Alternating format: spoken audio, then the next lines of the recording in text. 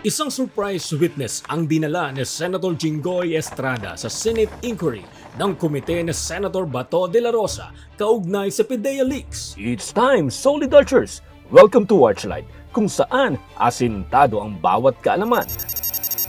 Ayon sa dating hepe ng Philippine Drug Enforcement Agency na si Dionisio Santiago, isang professional storytelling liar o STL umano si Agent Jonathan Morales. Professional storytelling a liar. Ani Santiago, dinoktor ni Morales ang kanyang credentials at itinago ang mga kasong kinaharap niya bilang pulis kaya't siya ay tinanggap sa PIDEA. Wala raw kredibilidad si Morales at tila gawa-gawa lang rin itong PIDEA documents tungkol sa planong drug raid kung saan naging sangkot ang mga kilalang personalidad kabilang si Bongbong Marcos noong 2012. Ngunit sino nga ba itong si Dionisio Santiago?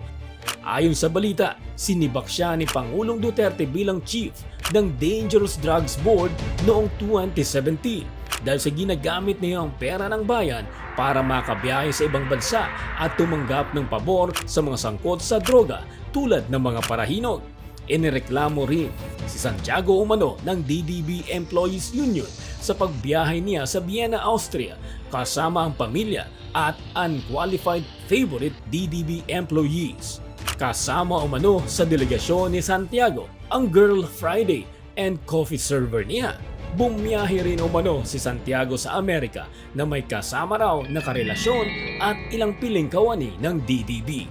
Ayon sa reklamo ng mga empleyado, this is an extravagant use of government resources and abuse of authority. Paano nga ba magiging epektibo si Santiago bilang dangerous drugs chief kung siya umano ay protektor ng mga sindikato? You may be somebody but I'm everything. You may be something but I'm everything. Nawala ng trust and confidence ang dating Pangulong Duterte sa kanya dahil sa whiff of corruption na kinasangkutan niya sa ahensya.